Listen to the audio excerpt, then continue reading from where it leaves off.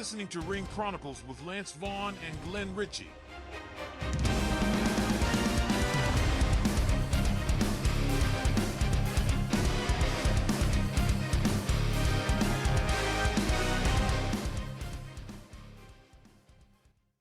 All right, man, we're back. What's going on? Howdy. Yeah, we got some shit to talk about today, don't we? Yeah, some shit. So as we talk about this throughout the week, we're always trying to come up with new topics, and we came up with an interesting one. Or you did, I think. Yeah. Or maybe it was the fan of Vince Russo. I'm not sure. Fan of Vince Russo, yeah. Yeah. We were trying to get him on the phone, but it looks like he's busy. Yeah. He's like working or something. If he happens to respond to me, you want to just bring him in? Just bring him anyway? in. Okay, we'll just bring him in. Who knows what's going to fucking happen? But I'm going to call. I'm going to take. You just gave away his name. Yeah. I'm gonna bleep it though. Yeah, bleep it. Every time I say, yeah, bleep it. Bleep it. We are trying to get you on this show. Oh man, because we don't plan shit here. No, we just do it. It's more entertaining that way. Yeah, we just fuck it. You know what I mean? Whatever. I do want to say I'm switching up beers tonight. I'm currently drinking a Sierra Nevada Celebration. It's their Christmas beer from Sierra Nevada. It's very good. If Sierra Nevada would also like to sponsor us, we will accept it. We will. I will accept a sponsorship from Depends, and I will wear one while we're doing the show. If it means money. Mm-hmm. Mm-hmm. I mean, I'll poop in them. And, well, maybe I won't take it that far.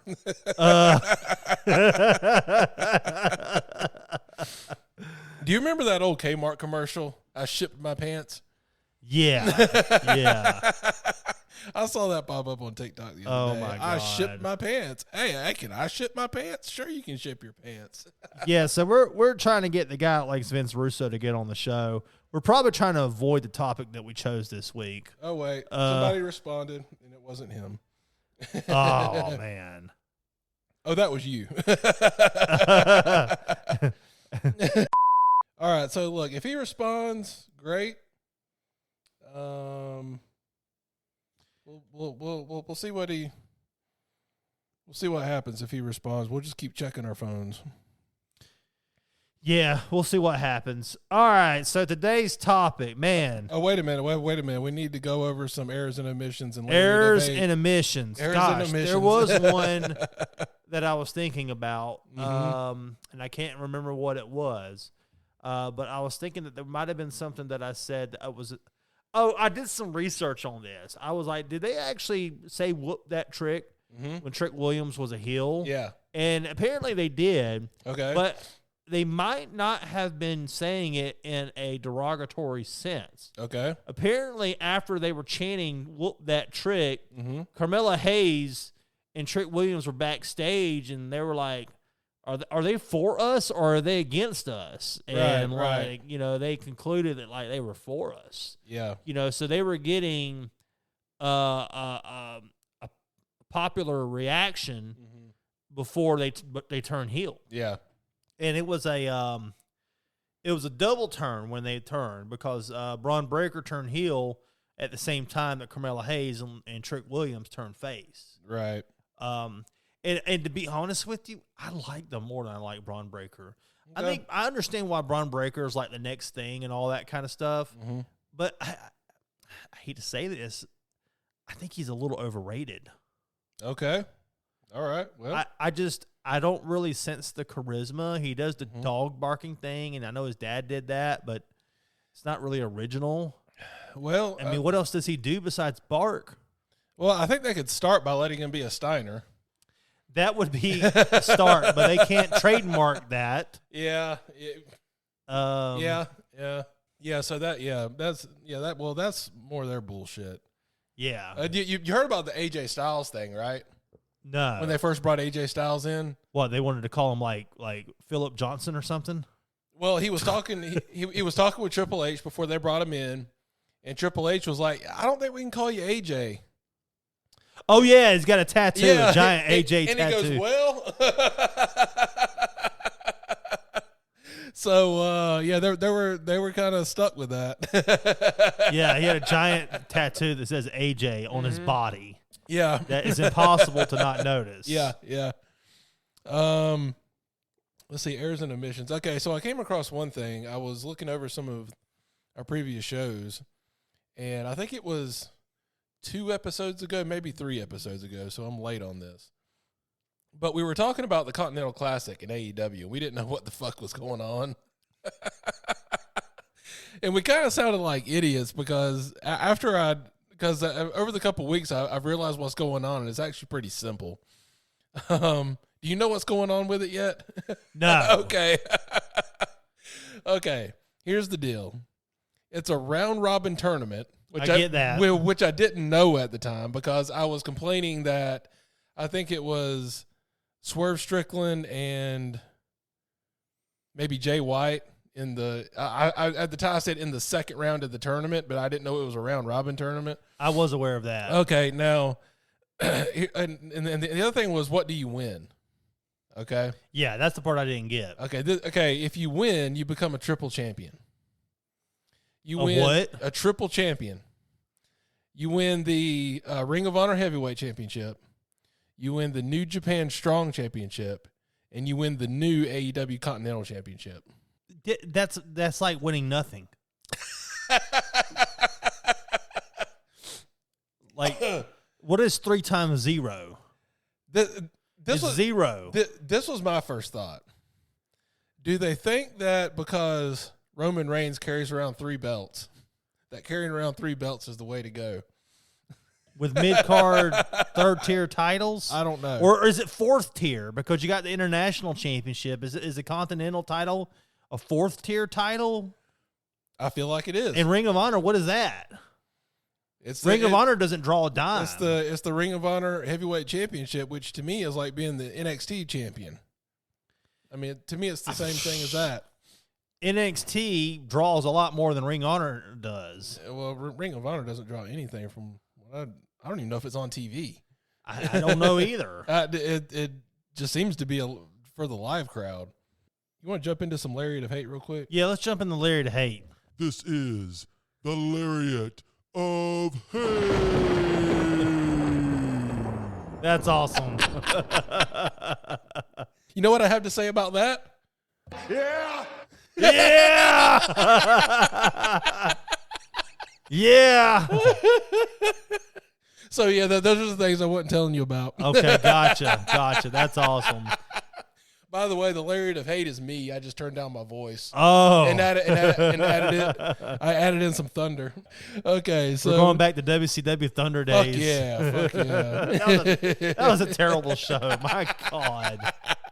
All right, so I got some comments pulled up here. We didn't get many this week, but we got a few, and I wouldn't say they were overall, like, hateful. So on YouTube, the only comment we got was, not all podcasts need cameras. I guess I'm sorry I didn't consult this guy on how to do our podcast. I don't get the feedback on that one. Yeah, I don't either. Not all podcasts need cameras. Yeah. Okay, so this is on TikTok. This was the video. Okay, so I posted a clip where we were talking about Tiffany Stratton and her Barbie gimmick. Yeah. One of the comments was the gimmick is basically a weight blanket holding her down before the main roster so she can shine. I don't think that's the case, but okay. Sure. I don't understand the part about holding her down so she can shine. That doesn't make sense. I don't know. And then the other one says it's gold. So I guess we're saying her Barbie gimmick is gold. Okay. Yeah. Okay. Well, that's great. So that was. This is the Lariat of Hate.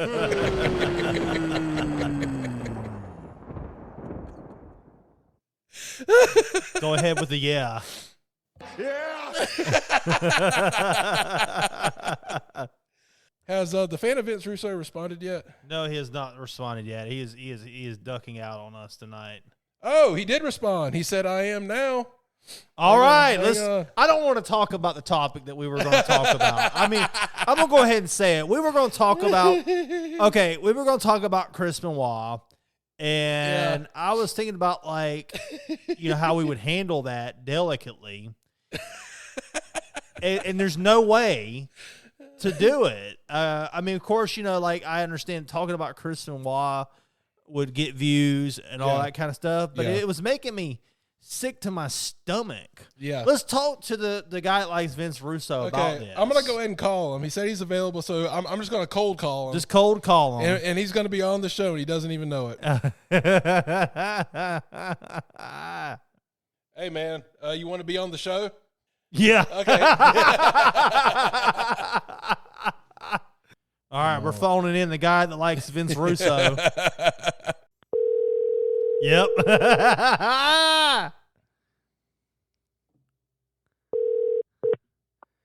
Hello. Hey, You're live on Ring Chronicles. here's the deal. The deal is, what are you doing right now?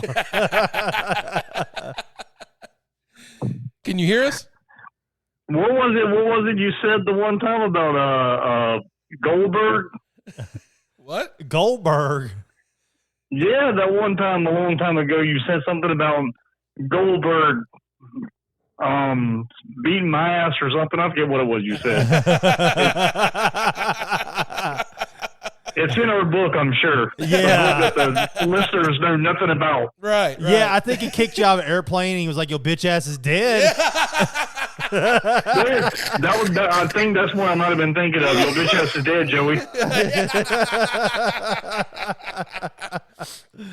By the way, So hi everyone. I am the guy that likes Vince Russo, the one that doesn't have a name. You'll never know it. That's all you'll ever know me as. now we have slipped up and said your name, but we're going to bleep it out. So You know what? That works. Yeah. That's the miracle of the editing process. that's right.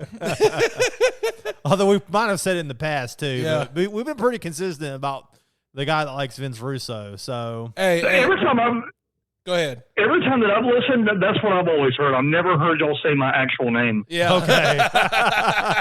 So a guy who likes Vince Russo.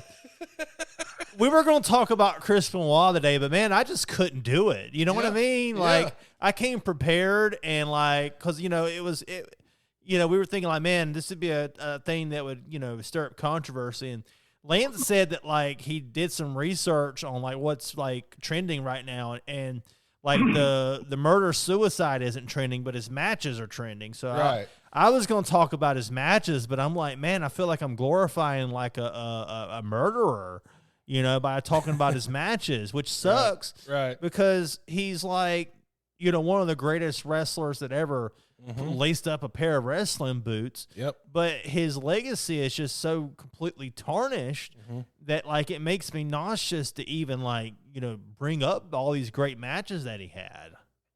Yep. Well, I mean, that's the thing. You can't pick out. I think you could go through the entire catalog of his matches from Japan to ECW to wherever, and you can't really locate a bad one. So the only thing you would be doing is talking about how great his matches were. So everybody listening would be like, well, they're just going to sit here and put this guy over that killed his family and killed himself. And so, yeah, I mean, I get where that's coming from because I can't think of one single bad Chris Benoit match. No, I can't either. I think the worst one that I can think of is whenever he beat Sid Vicious for the world title in WCW. That was a terrible that match. Might be a bad Chris Benoit match. Yeah. That might be a bad Chris Benoit match. And to make it even worse, he lost the belt the next day on a technicality. And me and the guy that likes Vince Russo were supposed to meet Chris Benoit at this trailer park sales event. I remember that. Where they sell trailers and stuff. And like he was supposed to be there, and that's when he jumped ship to WWE. And like there was a Nitro girl there, and there was Disco Inferno and Lash LaRue, and we were like, hey, where's Chris Benoit? And they acted like they didn't know. And like, I forgot what they told us, like he had a conflict or who knows. I don't know what kind of bullshit they fed us, but yeah. Yeah, I mean, it's just, I mean, me and you, guy who likes Vince Russo, me and you have been, we've talked about Chris Benoit and how good he is like long before the murder suicide. And I remember us having conversations about the guy, and like when he won the world title in that match at WrestleMania 20 with Triple H and Shawn Michaels, and just, you know, all these great matches he had against the likes of Dean Malenko, Eddie Guerrero, Chris Benoit, Kurt Angle, Kevin Sullivan. And I'm just so conflicted on it because they are great matches. The people that participated in the matches deserve credit for the matches. Maybe even Chris Benoit deserves credit for the matches, but it makes me nauseous to talk about it, and, you know, to like you said, put over Chris Benoit when he's, you know, this like child murderer, you know. And the other thing about it is, I agree that the chronic traumatic encephalopathy and all that had a lot to do with it, what he did. Which makes me wonder why does AEW allow all these dangerous moves when we've had this tragic thing? And I know it wasn't just the CTE. He had major depression. He had you know, he was roided up and all that. There was a lot of things going on. He lost Eddie Guerrero. He's grieving, but you know, it was like this disaster that happened. But he was also an abuser before all that too. So, I mean, he wasn't a good guy. Well, the thing is with me is that I obviously, it would be easy to say that anyone that does anything that he did, like killing his family, you know, that's not acceptable, bar none, no questions asked. But for a long time after it happened, I didn't know how to feel in regards to, look, he was a guy that my pantheon of wrestlers, because as you know, we've had long discussions about, because you're a big Hogan mark, and I was never that big of a Hogan guy. Yeah.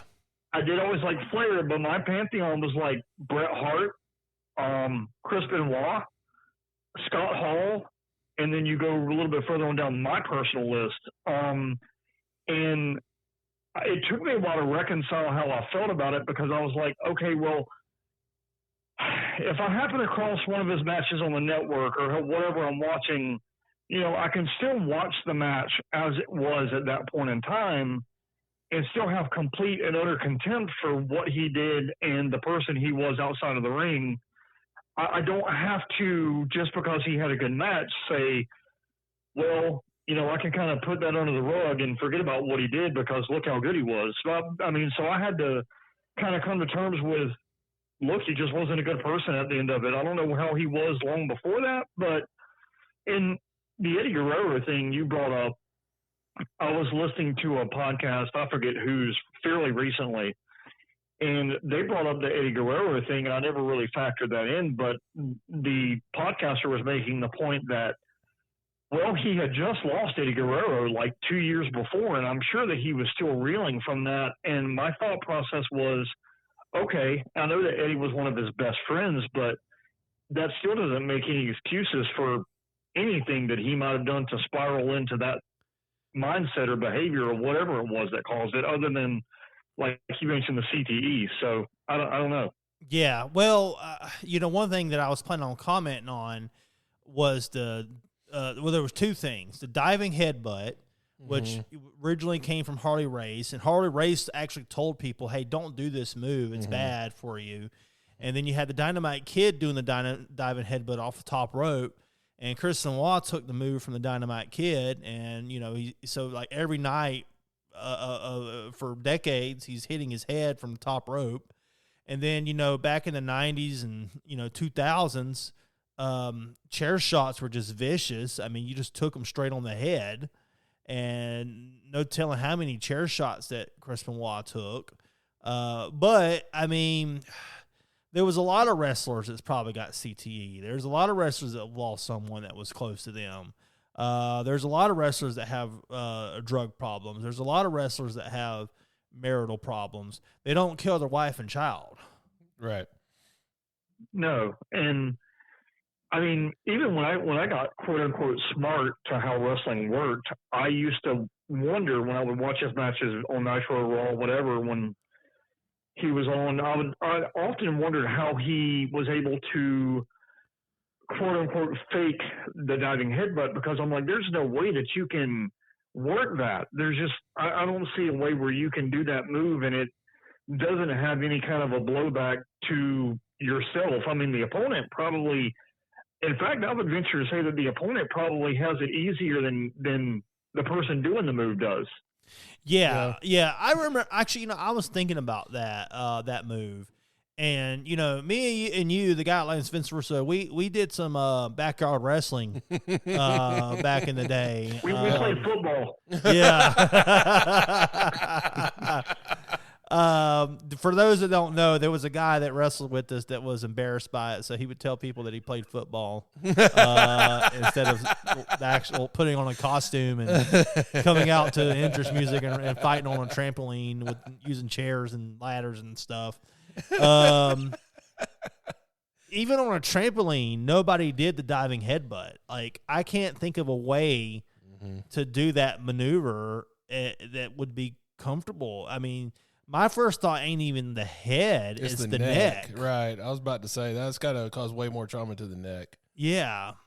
Well, it would have a whiplash effect. I mean, when your head hits the opponent, I mean, the head automatically bounces back. And if you remember, I mean, a similar situation when Buff Bagwell broke his neck in WCW, he was Rick Steiner had done the blow up to him, and his head bounced back off of Rick Steiner's back and had a similar reaction to the way Chris Benoit would when he did the headbutt. Yeah. And I just don't know how any wrestler who did that, going back to all the people you mentioned, I mean, I think about Harley Race. I think about the Harley Race that I knew like years later in his career when he wasn't, in his prime. So I don't know how he might have been early in his career, but I can't imagine a big, bulky Harley Race doing that move. But I don't know. To be honest with you, I've never seen many Harley Race matches, so I don't really know. I have seen the Dynamite Kid, and I mean, they're in comparable sizes, he and Benoit. So, I mean, I just don't see how anyone doing it could do it in a safe manner. There's just no way. I mean, you think about simple moves that guys used as finishers for years, and you would think they would have no effect on them, but come to find out years later, Hogan is having devastating effects from his leg drop. And I know that you and I've talked about, well, it's just a leg drop. I can't believe that used to be a finishing move, but I mean, that's a lot of damage on your back. Finishing move. Yeah, that's a lot of damage on your back and hips. Doing that over and over and over and over again. Yeah. Yeah, I mean, and then you think of a move like a diving headbutt off of the top turnbuckle. And I mean, if you just did one falling down, if your opponent was laying down on the mat and you were standing next to them and you just did a falling headbutt, that might be one thing. You could find a way to work that where it would not have as much of an impact. But off of the top turnbuckle, like Benoit did it, like there's just no way not to get hurt from that, either long term or short term. Right. The brain is this fleshy organ that's like basically in like this sack of liquid, surrounded by a skull. Right. And, when you shake that head, the brain, gets shook too, and if you do something that's got high impact, I mean, it's going to mess up that brain. I don't care how you do it. It really doesn't take a whole lot to make the brain hit the skull, which I believe is what a concussion is. Yeah, it doesn't take a whole lot. The brain makes contact with the skull. Well, and it's funny because you mentioned the backyard wrestling thing. Glenn, I'm sure you remember when one of the guys I had jumped off the trampoline. I was thinking about this the other day. I had jumped off the trampoline to do a flying cross body, and he caught me and swung me around to a rock bottom. I'm sure you remember that. Yeah, I remember that. Well, what I remember about that the most, the reason I was thinking about it the other day, because I was at that same podcast I was listening to talking about Chris Benoit and CTE, I was thinking about the fact that my head hit the ground at an impact that would rival that. So I was just like, how did, I'm fine, obviously, and that was the back of my head. I don't know. I'm not a medical doctor. I don't know what the differences would be between hitting the back of your head versus hitting like your forehead. It's actually worse. And the effects on that. Do what? It's actually worse. Well, see, I mean, there you go. And so I was thinking about that the other day. I was like, good God. I was like, I didn't do that much because we were on a trampoline, but hitting the ground like that, I mean, well, let's not even forget the fact that you saw me get power bombed off of a trampoline onto a sheet of plywood that didn't even break. Yeah. He landed on his neck and then bounced off of it. Like it was, if he wasn't 16 years old and flexible, he would have died. Yeah. So, I mean, I don't know. I mean, people, and the crazy thing about it was, to me, is that when the news reports wanted to jump all over the story, I can remember them interviewing Kevin Nash, and they just grilled him about the steroid question, like over and over. And like, you could see Kevin Nash getting obviously perturbed about it. And I'm just like, I mean, granted, I guess maybe we didn't know enough about brain injuries at the time that they weren't focusing on that angle. Yeah. And the steroids thing was a little bit more sexy in the media at the time because, Lance, I'm sure you remember this, but that wasn't too far removed from when baseball was under fire for steroids. Yeah. It was. And plus, Yeah, the absolutely. WWE's history with steroids, with the steroid trial and all that stuff in the early 90s. I just want to point out their steroid usage and then their steroid abuse. And in the case of Chris Benoit, that guy was naturally small. He had a small frame. And that guy got about as big as he could with the frame that he had. And you don't get that big without a lot of help. You know what I mean? Yeah. Well, that's a good point, because I was going to ask you, because you know a lot about bodybuilding. I mean, a guy his size, I mean, if you're doing it naturally, Lance, like how big should a person naturally, his frame usually get? Do you okay, so this also goes for Eddie Guerrero, because he also got massive with the pretty much the same frame as Chris Benoit. But do you remember what they both looked like in WCW? That's about it. Yeah. That's about it. If he would have stayed there, now again, I don't know what would have happened if that would have changed anything with the incident, but he definitely would have been healthier if he stayed like that. But, I'm sure they both looked around and saw guys like Triple H who were huge stars and were also physically huge, and Scott Steiner, who they were around a lot, I'm sure, and they probably just figured, well, I got to do that too. And another thing, too, I think he had like 10 times as much testosterone in his body when he died. Well, that's what I'm saying. That's how you know it's abuse. I think he also, if I remember correctly, Chris Benoit would take sure shots to the back of the head. I mean, just not good. Yeah. And the thing is with him, that was not necessary. He did not need that to get over. You know what I mean? No. So that's kind of a head scratching thing to me. And the testosterone thing, I'm on testosterone replacement now. I heard them talk about that on the Dark Side of the Ring episode. He had way too much testosterone, but the normal amount, the high end of normal is around 1,000, 1,100, and that's nanograms per deciliter. And mine's up to 780 now. So I still have a big margin and I'm fine. But I've heard of people being at 2,000, 3,000. Who knows what he was at. But yeah, if you can take way too much. Like mine, my lowest was at 258. Now I'm 780. So and that's taking, I think, no more than 200 milligrams a week.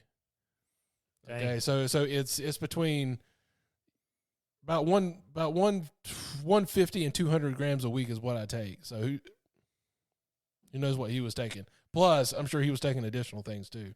Maybe we should change the subject since we got the guy that likes Vince Russo on. Well, I guess we did talk about Chris Benoit, didn't we? We did. I would say that I would, if that's going to be the only thing that's ever said about him on y'all's show, then I'll say this. I mean, look, for anybody who didn't grow up in that era and they find his matches on Peacock or whatever, and look, just because you watch his matches, this is my take, just because you still watch his matches, it doesn't make you a bad person. I mean, just because you watch it, it doesn't automatically make you, like you're not going to go to hell. But you can also understand that he did a horrible thing, and he's not a good person because of it. But here's what I will say about him, just to finish off him real quick. I will say that on any video game now that he was on in the past, I find it hard to play with his character now. I can't, in good conscience, I will say I can't pick him to have a match with on a video game now. Well, he's always available as a community creation on every WWE game that comes out. And I remember looking at the one on 2K23. I mean, he looks just like him. I mean, it looks like he was made for the game. Yeah. And I'm like you, Abe. I can't bring myself to download them. I just can't do it. So do you want to talk about Vince Russo? Yes, let's talk about Vince Russo. Hang on. Do we want to talk about Vince Russo? Yeah! Yeah!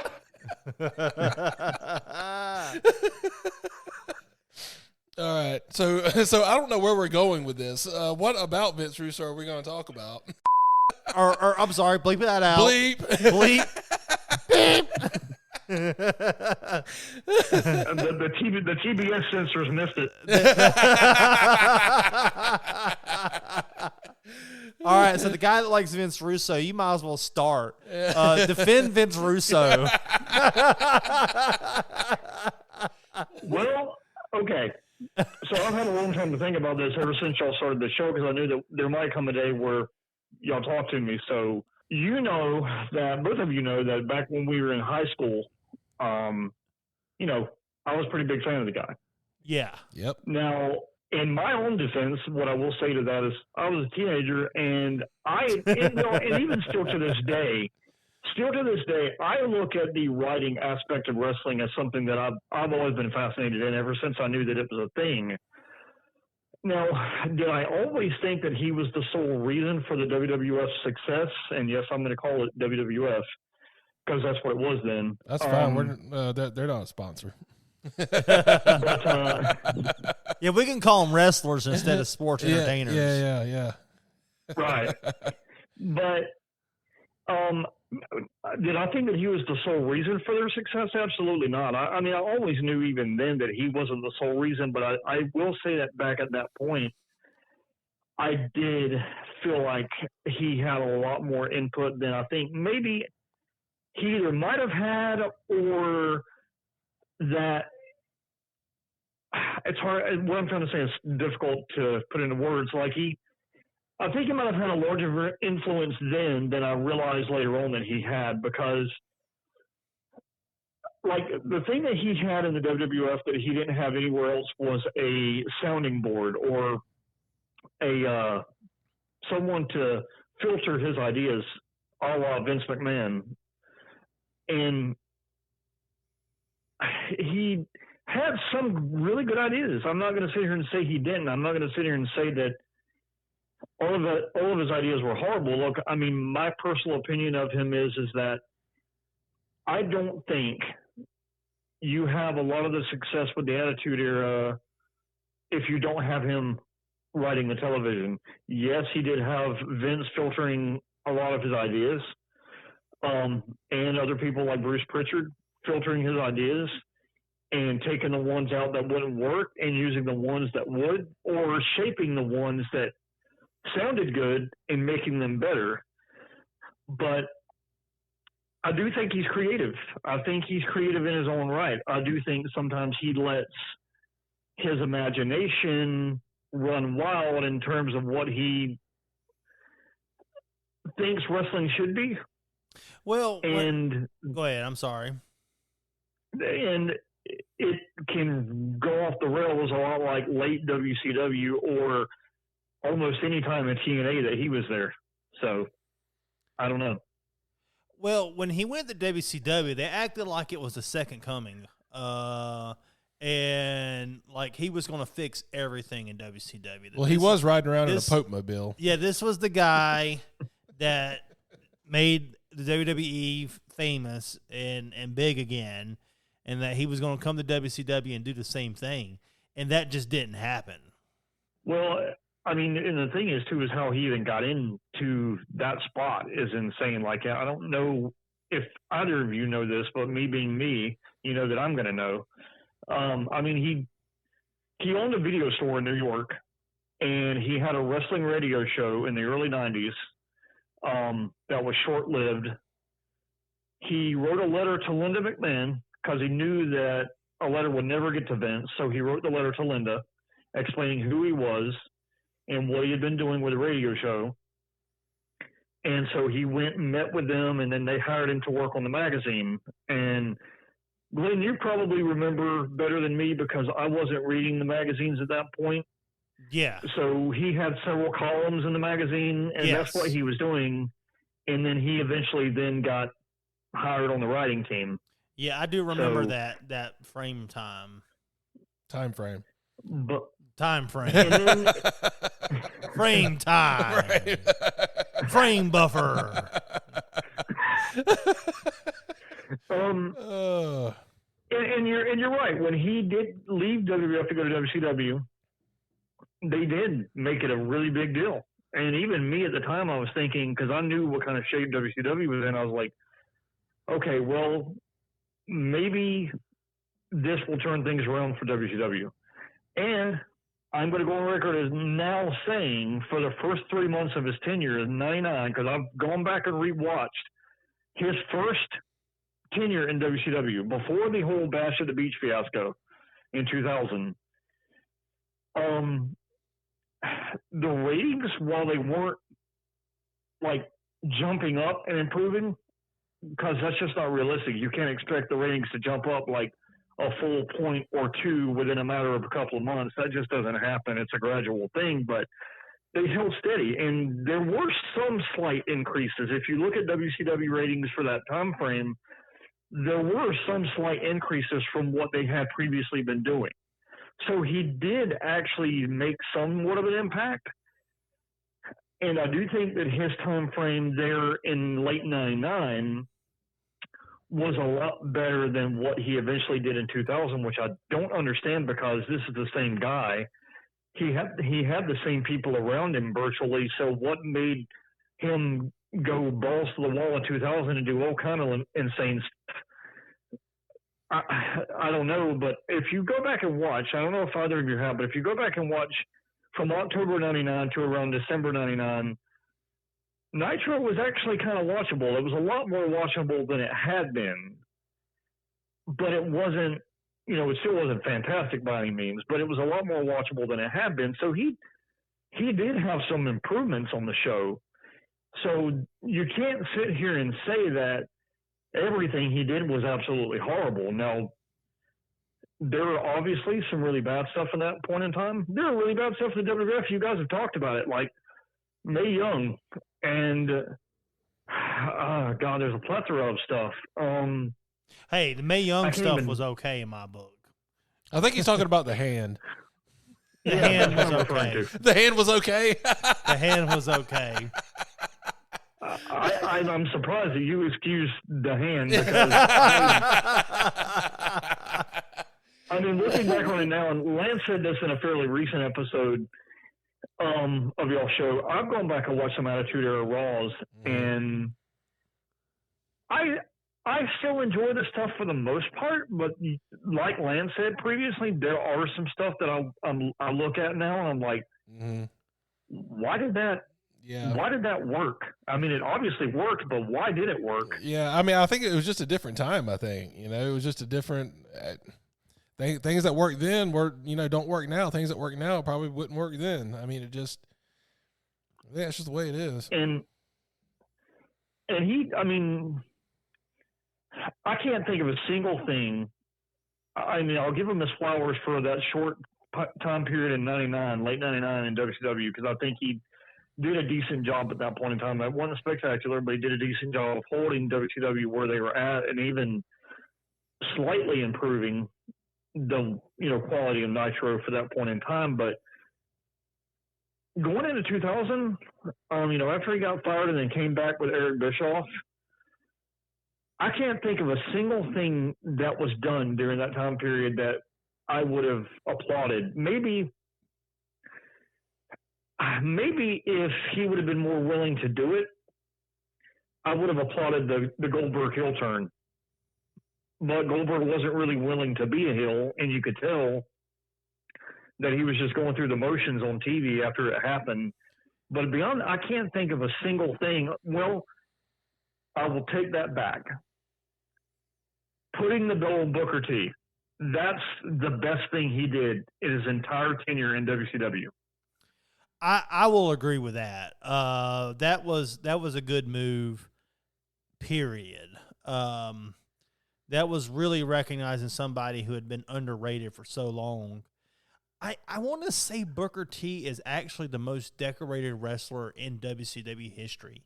He held more championships than anybody else. When you combine all his tag belts, TV championship belts, WCW championship, all of it together, he was the most decorated person in WCW history. So for him to not win the world title would have been criminal.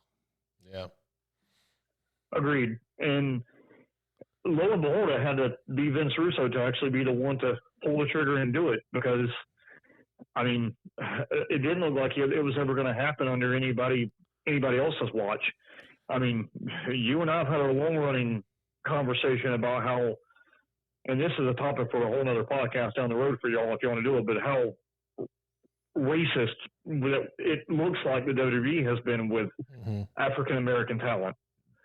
In the past, they've gotten better. Yeah. With Big E and Kofi and but here's the thing though, just don't apparently the WWE has a thing about having black champions job to Brock Lesnar, because every single black wrestler that lost their belt has lost one of their belts to Brock Lesnar, including The Rock.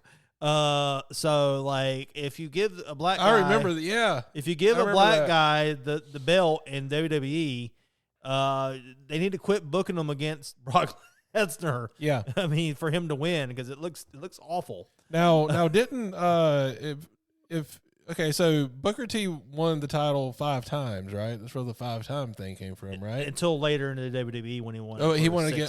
but in WCW though, he must have won those within a very short time frame. He did. That belt was passed around like a hot potato. Okay. Okay. He must have won the 5 championships within 2 years. I don't know how many it was, but like in that last year of WCW, there was like 40 or 50 title changes or something crazy. Damn. I mean, I don't think it was that many, but it was okay. Let me look it up. The guy that likes Vince Russo was there for the very first one, live in person, at the infamous Bash at the Beach 2000. By now, every wrestling media outlet, podcast, whatever, has talked about it ad nauseum. Yeah. But I can tell you as a fan of the crowd that night, because all the documentaries have talked about how it must have been confusing for the live audience. I can tell you firsthand, it was confusing, because I was like 15 at the time that I went to that show, and now mind you, that was pretty much at the height of my Vince Russo. Like I was like, big fan of his, but I was sitting there in the crowd, and Hogan came out. I'm trying to remember. I think Jarrett, in an unusual situation, because usually the champion comes out second. So I think Jarrett actually came out first. I can't remember, but Jarrett came out, Hogan came out, but it took a while for Jarrett to even come out. His music played, and I was like sitting there like, the hell is going on? So Jarrett came out finally, and then he laid down in the center of the ring, and I was sitting there like, okay. And then Hogan gets the microphone, and he says what he says about the company being in bad shape because of BS like that. I was like, okay, I don't know if this is real, if this is not real. I don't know what's actually going on here. And then, Hogan puts his foot on Jarrett, gets the belt, leaves. And a little bit later on that same night, Vince Russo comes out and cuts this insane promo using language on pay-per-view that even on pay-per-view, I'm surprised they got away with. I was just sitting there like, I looked over at my dad. My dad looked at me and he was like, "What's going on?" I was like, I have no idea. And Jeez. he cut do what? I said, "Jeez." Yeah, I mean, he cut the promo, and I celebrated because, to sidetrack just a bit, I'd been wanting at that point in time. I had been wanting to see Hogan get out of wrestling for a while. At that point, I hate to say it, but he had just long been like, his time had long been up. He should have been gone like long before that. So at the time I was like, okay, well, at least Hogan's gone. Then whatever else is real about this or not real, it is what it is. But I tell you that I was confused. I had no idea what was going on, and it was one of the most insane things I've ever witnessed at a live wrestling show. And then when he announced the main event of Jeff Jarrett Booker T for the world title, I was like, now this is going to be a hell of a good match. And it ended up being the best match of the night. And Oh, Booker no T doubt. won the title for the very first time. Yeah. Do what? I said, no doubt. Yeah. And I just, one of our associates, I'll put him that way, that was with us in Backyard Wrestling, he was looking at my Polaroids a few weeks later after I got back from the pay-per-view. And he was looking at my Polaroids that I'd taken from the show, and I had taken one of Hogan standing in the ring while Jarrett was laying down that I still have somewhere. I don't know where my pictures are, but I still have it somewhere. You need to dig that up. I'm gonna have to look for it. But he got to that photo and he looked over at me and he goes, "I'm going to tell you something right now." He goes, "You witnessed something that night that's going to be talked about in wrestling for as long as wrestling continues to exist." Yep. Yeah. And I didn't really at the time. I mean, at the time I was just kind of like, "Oh, maybe." I mean, I don't know. But lo and behold, here we are. Almost 25 years later, and we're still talking about it. So, I mean, there was a whole Dark Side of the Ring episode about that one match or one day. I'll say this though. Anytime you hear somebody talk about it, you hear about the Hogan stuff, you hear about the Russo stuff, but nobody ever mentions the Booker T match after that. It seems like that's almost a lost thought, but I think that's a big part of it. That they kind of, I don't want to say made up for it, but at least they had something. And that's unfortunate for Booker T because that's one aspect of it I've never really thought a lot about, but his first world title win is overshadowed by everything that went down there. Right. It was is this a work or shoot? Nobody knew, and that's what all the talk was about instead of Booker T's match. From the way Dark Side of the Ring makes it sound, the thing that happened in the ring with Hogan saying that this is why the company is the way it is and all that, that was actually meant to happen. What was unexpected was Vince Russo's scathing promo after Hogan left. Yeah, and that's where Hogan sued for defamation of character and all that kind of crap. Yeah. So that is one thing. Oh, by the way, I looked it up. It was 25 title changes in 2000. Holy shit! Wow. So you've made some good points about the ratings not being as bad as people like to make them out to be, and that there was a little uptick and things like that. And of course, things do take time. It took the WWE over a year to dig out of the hole it was in. Until 98, with WrestleMania with Austin winning the title. So that was over a year. David Arquette. Oh, God. I can't believe I overlooked that. What is your thoughts on David Arquette, guy who likes Vince Russo? Okay. So, for a very long time after that, and he still maintains it to this day, Eric Bischoff, a lot like Jim Cornette, doesn't like Vince Russo. Now, granted, Eric Bischoff doesn't have the fire-blazing hate for Vince Russo that Jim Cornette does, but he doesn't like him. However, Yeah, Jim Eric Cornette Bischoff wants to has murder even- him. Exactly. Eric Bischoff has even put the David Arquette move over. And it surprises me because it's just not a move that if I'm running WCW that I make. Now, granted, Eric Bischoff has said the reason he doesn't have any disdain towards it is because their goal was to get the national media talking about WCW. And the way to do that was to put the belt on an actor, put the belt on David Arquette. And from that standpoint, I can understand it, I guess, but I just from don't a think that's worth person tainting who- the belt. I agree with that.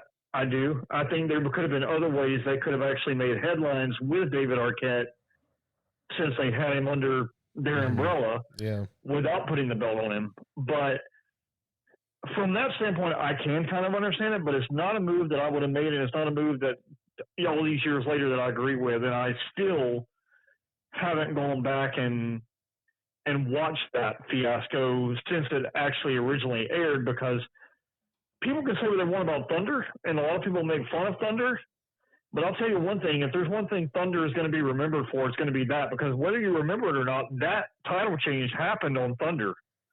Yeah. And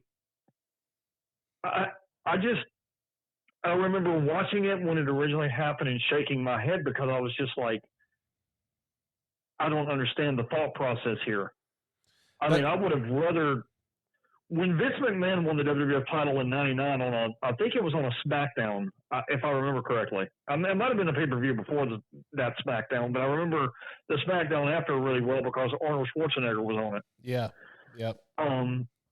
And when Vince McMahon won the WWF title, I was like, you know what? I can believe that. That's believable to me because he's in the shape he's in. Mm-hmm.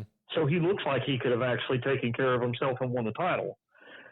And going back to Arquette, even Bischoff winning it, I could have actually, let go because, he had a history in martial arts and, he was a little bit of a physical being in that aspect.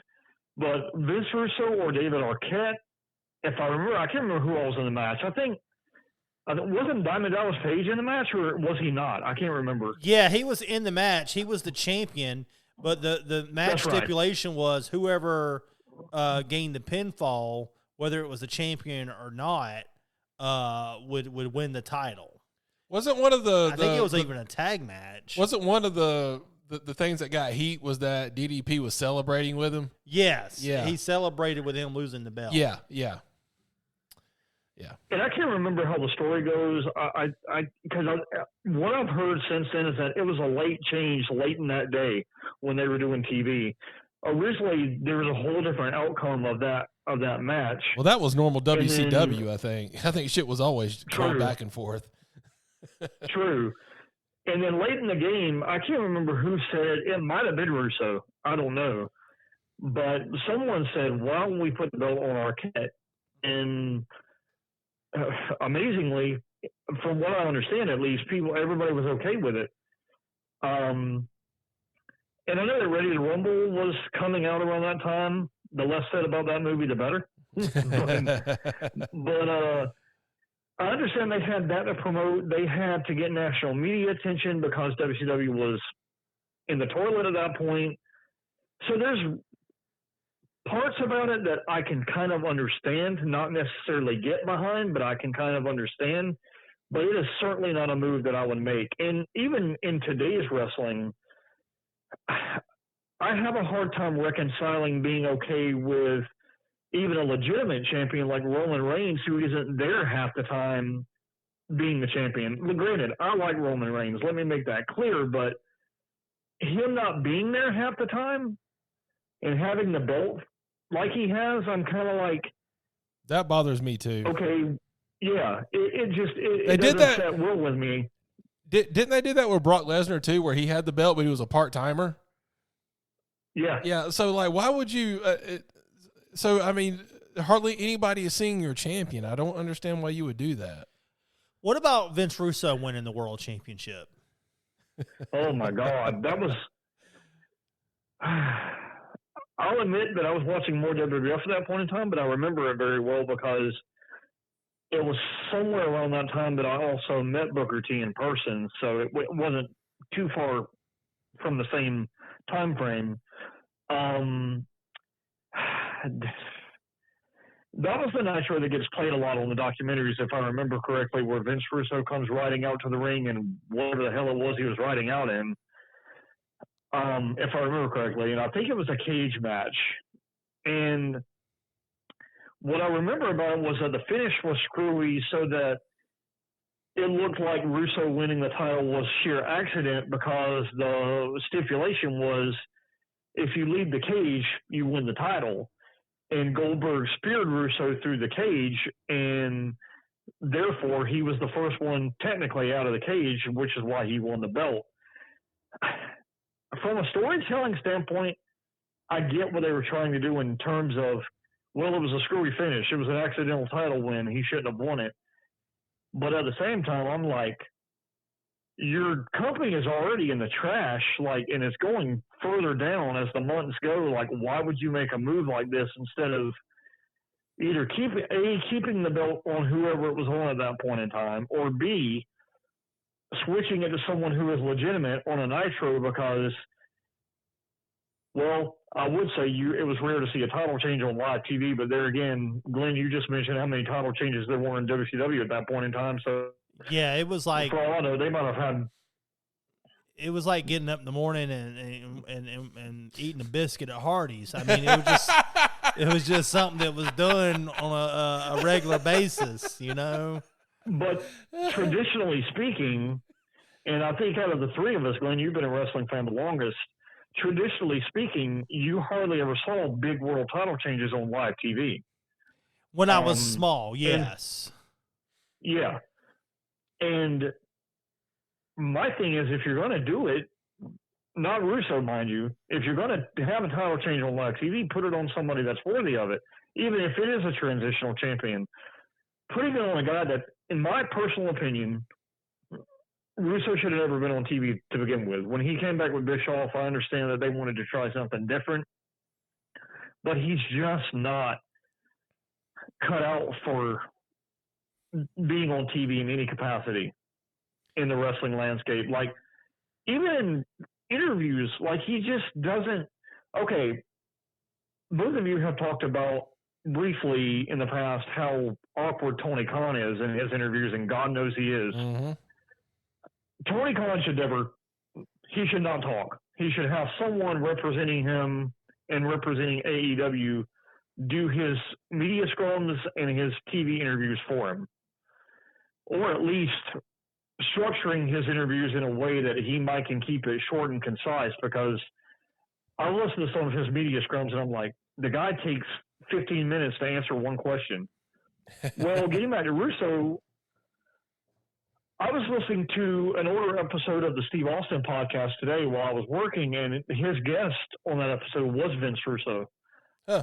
And Austin's question out of the gate to Vince Russo was, how did you feel about Brian Pillman as a talent and his loose cannon persona and his interviews at that point in time? And Russo goes into this tangent about this time period in TNA where Roddy Piper cut a promo on him, being Vince Russo, on a random episode of their show early in TNA's history when it was only on pay-per-view weekly. And he told that story for, like, I think by the time I gave up listening, it had gone on for probably like 10 minutes or so. And he did not acknowledge Steve Austin's question whatsoever. He just went into this story. And I was like, where is he going with this? This doesn't make any sense. So, I mean, again, getting back to what I said earlier, I think there is a modicum of creative ability in his mind, but I don't think like I did about 20 years ago or so, where he was the be-all, end-all in terms of the reason why WWF had success or the reason why WCW had any small successes they had, because they certainly weren't large successes, while he was there in that company. And I can't think of a single thing in TNA he did that was good. And I hate to, tear the guy down, but because I still think there's some talent in him, but I just don't think that it's as great as it was, or as I thought it was when I was younger. But I can't think of a single thing in TNA he did that was successful or worthwhile. But I do think if you today, because I know that this may be a question you guys ask, if you put him in a wrestling company today, be it WWE, AEW, NLW, wherever you might put him, I think if you put him in a wrestling company today and you say, I want you to write our TV, but there has to be a but. I think you need to have a team surrounding him to not only help him, but I think you also need someone, whether it be the owner of the company or someone else, to look at his ideas before they go to air and say, okay, this sounds good, we're going to tweak this and tweak that, so on and so forth. And you're not allowed to be on TV. Yes, not allowed to be on TV unless you're in a death match against Jim Cornette. Okay, I'll allow it. You know what?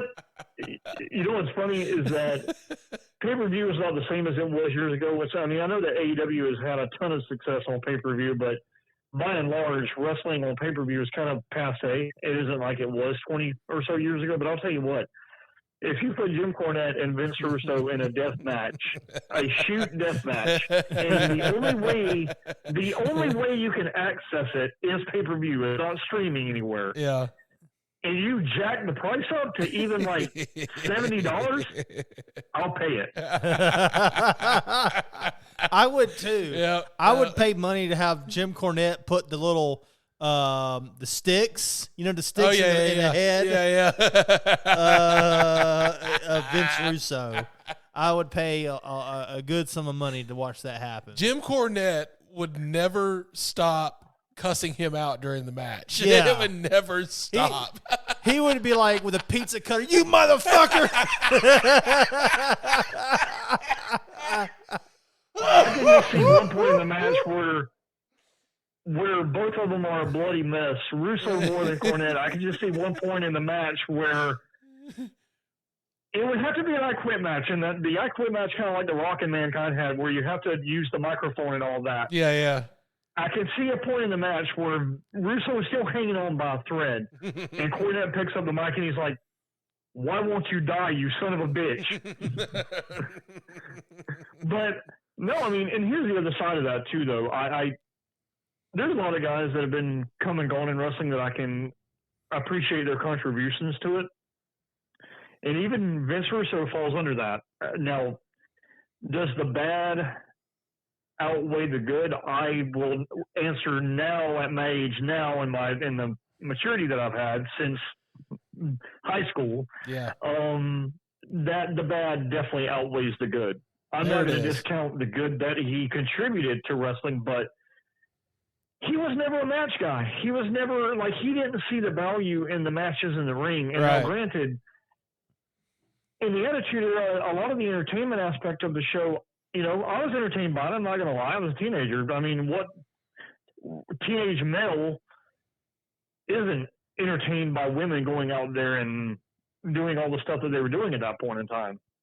So, I mean, I was entertained by it, but at the same time, I still, even at that age, appreciated the wrestling a lot more, which is why I was a WCW fan for a lot longer than a lot of people hung on for with WCW, because traditionally they had, in my opinion, the better in-ring product.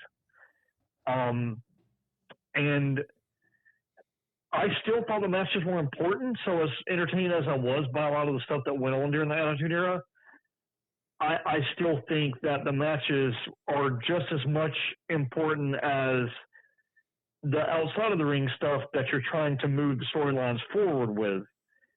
And I still say to this day, when you watch WWE now, in I'm going to get to a Cornette thing in a minute, but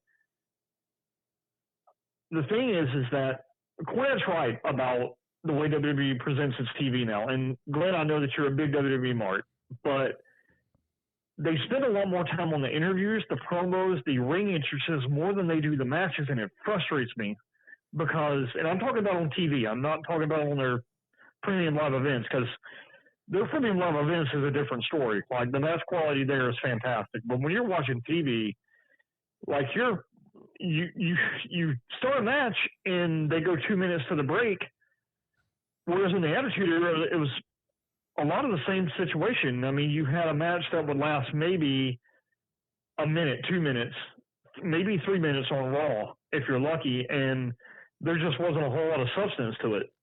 I would say and also. I just always felt. Well, I was going to say NXT tends to focus more on in the ring too.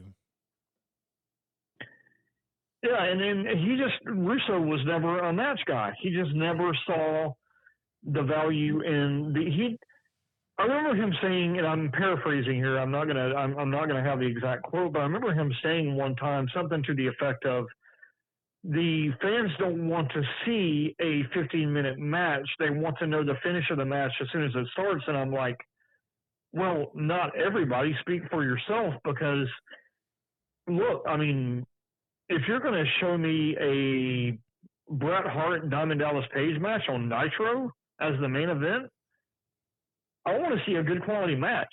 It may have a screwed finish because it's on TV, a run-in, but I still at least want to see a quality match up until that point. But he just wasn't. That was one of the other things I disagree with him on. He just wasn't a match guy, and I'm like, you can't have a wrestling television show and not. I mean, they set up a ring in the center of the building for a reason. I mean, so going back to my fandom of him, I mean, even at that point in time, while I was, praising him a lot more then for a lot of the stuff that was going on, than now, I still disagreed with his view on wrestling matches as a whole, because, I mean, he did an interview with WCW Magazine at the time, and he said something of the same effect. He said, the wrestling matches don't matter. And I was like, but they do. Yeah, that's I mean, missing the whole point of wrestling is everything revolves around the match. Yeah, I mean, it's not even wrestling at that point. That's like literally sports entertainment at that point. You don't soap opera. Yeah, it's soap opera. It's not even wrestling at that point, which I think they've succeeded in doing. I think Vince McMahon succeeded in doing it. He wouldn't even let people say wrestling for the longest time, and he succeeded. It became not wrestling. And then, I mean, for all the things you can say about all the stuff that he did that was bad and good, for that matter, I think one thing that gets overlooked is, now that he has been out of a major company for years, you can't say, well, wrestling's a whole lot better now that he's gone. Like, I think we can all sit here and agree that wrestling went through, at least for me, I will speak for me, wrestling for me, there was a lot of time in the last, 15 to 20 years where maybe 15, I'll say 15 years, where I got to be honest, guys, I just wasn't watching anything from any promotion. Yeah, I didn't watch for almost 10 years. I mean, I think 2010 was the last time I started watching. I didn't start watching it again until AEW came on TV in 2019. I had stopped watching in the early 2010s. Yeah. And I think I picked it back up around about 2016 or so, when I started to get back into it. Maybe 2015. Yeah. Sometime around there. I seem like I remember 2015 is when I picked it back up. The PG era just killed me. Yeah. It killed me. It drained my soul. That's why I stopped watching, was because of the PG. The whole PG era. I guess we're technically still in the PG era, but we've talked about how they're pushing the boundaries of what they can do within PG. But when they were going hardcore PG, it was just it was awful. Yeah, we're not in the PG era. We're in I don't know what you would call it. They named it, WWE named it I don't know, some the new era or some crap. I don't know. But, okay. here was my gauge for it. Like, when I started, like, back in 2007 or 2008, when I would sit down and watch Raw, and I started falling asleep during it, that's when I knew that it was over for me. I mean, they had transitioned to PG at that point, and I agree with both of you. I tried for a little while to hang on for a little while after that. It just wasn't for me. I mean, it might be for a lot of people. And here's my thing on wrestling as a whole. Both of you may disagree with me on this, or one of you may, or I don't know, but I have often said wrestling should not be geared toward children whatsoever. I'm not sitting here saying that you need this day and age to go back to an attitude era, because I think a lot of people still to this day that are of our generation wants to see that resurgence. They want to see an attitude era come back. I'm like, no. I think while the attitude era had its day and it was great for what it was at the times that it went on, I think you got to have a happy medium now. I think you can be a little bit edgy, but you still need to have a show that, you know, you don't want to, you're not going to watch like sometime later and cringe at like, God, that was horrible. Why did I like that? Okay, so I've commented on this too. I think it's good to have wrestling be family friendly without being like kid friendly. Like, you know, something that like everybody in the household could sit down and watch. We're not going to have people having sex with corpses. We're not going to have people drugged up in the marriage, Las Vegas marriage drive-through. You know, stuff like that. You know, we could take that stuff out, but still have like, you know, wrestling be like what it was through most of its existence, which was a violent sport, but still something that the family could all attend and watch. Although when I watch old like NWA territory matches where there was blood, and do you remember that match where Eddie Guerrero was bleeding all over the place? I do. I know the one you're talking about. He knows what I'm talking about. There was this match where Eddie Guerrero got busted open, and he just had blood just gushing out of his head, and like it was all over his body. Like if you watch Piper versus Greg Valentine, the dog collar match, that match was bloody as hell. There was nothing kid-friendly about it. So, I mean, you can have violence and still be family-friendly, but maybe not that much violence. Right. I mean, the reason I say that about it not being geared toward kids is because, and I felt this way for a long time, the whole premise of wrestling is two people supposedly beating the hell out of each other. And I'm like, why would you, and when I say kids, I mean 5-year-olds, 8-year-olds. I'm talking those type. I'm talking that age range. I'm not talking about a 12, 13-year-old who, you know, would understand it a little bit better. But well, I started watching wrestling. Well, I had seen it before this age, but I didn't really get into it until I would say early 93. So that was probably 84, 6, 7, 8, 9. All right, I can't do math. That's how old? I'm 7. 1992 minus 1984. How much is that? 7. You would have been 8. You would have been 8. Okay. Yeah. All right. So it was like I would say 92 is when I really got into it. 93 is when I really got into it. So I was at an age where I could watch a match that had blood and it not scar me for life. You know what I mean? Yeah. I was a little bit older though when I was looking at magazines that had the Ian and Axel Rotten, you know, whatever match they had, whatever kind of it was a barbed wire baseball bat. Yeah. Now that was a little much for a kid to see the pictures of. I was like, oh my God. But guy who likes Vince Russo, I think we're getting point to a close here. We may have you again in the future to talk about something wrestling related, if you don't mind. Yeah. But he said it. Yeah. Yeah, I would definitely love to. I think that would be find a topic that I think we all are very knowledgeable about, and that I think that we each all have a good conversation about. And yeah, I'm definitely down for it. I got to say that I think you guys are doing an excellent job. I mean, the thing that I like about what you guys are doing is that you don't have any affiliation with anybody, and y'all are not trying to have an affiliation with anybody. So y'all just talk about whatever's on your mind, whether I agree or disagree. Yep. So yeah, I think you're doing an excellent job, and I definitely appreciate y'all having me. So I'll definitely look forward to another time. Just let me know, and I'll try to see if I can make myself available. Yeah, we'll probably call you in the middle of the show, like we did today.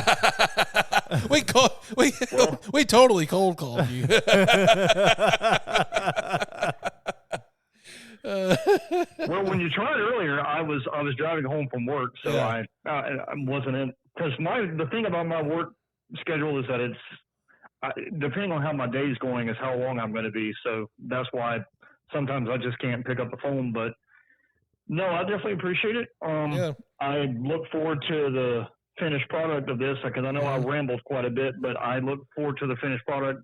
And before we close out, I want to say Merry Christmas to both of y'all. You too. To everybody listening. And we also got to remember you're in the last. I'm sorry. Go ahead. Just like y'all said in the previous episode,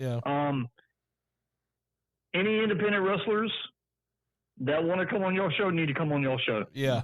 And I think starting with the guy we all know, Tony, is a good start, because I've had conversation with him about some of his times doing dark matches, and he has some stories to tell. So I think starting with him would be an excellent way to go.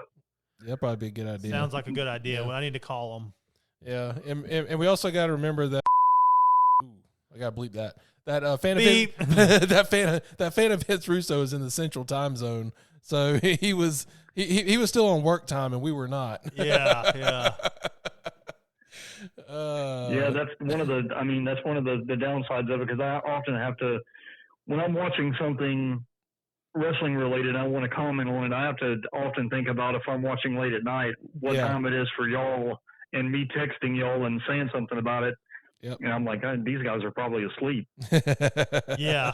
So, all right, man. I appreciate it. It was a lot of fun, and I look forward to doing it again. That was a good one. We definitely will. All right, take care, man. Y'all take care. All right, later. All right, bye. All right, so that was our first call in. Yeah. The guy who likes Vince Russo. The guy who likes Vince Russo. I got a lot of bleeping to do. All right, so I guess we'll just sign off from there. All right. Later on. Peace.